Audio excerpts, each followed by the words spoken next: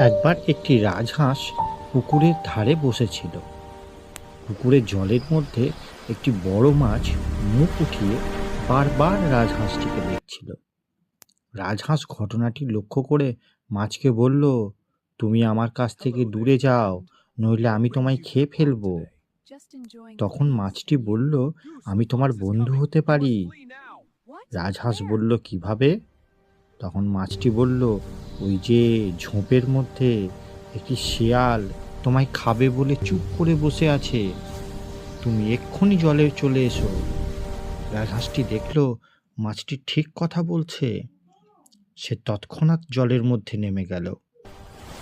শেয়ালটি ছুটে এসে আর রাজহাঁসকে ধরতে পারল না। সেই থেকে রাজহাঁস ও মাছ পরস্পরের বন্ধু হয়ে গেল। তোমরা যদি রাজহাঁস ও মাছের বন্ধুত্ব ভালোবেসে থাকো, তাহলে চ্যানেলটিকে লাইক ও সাবস্ক্রাইব করতে ভুলো না।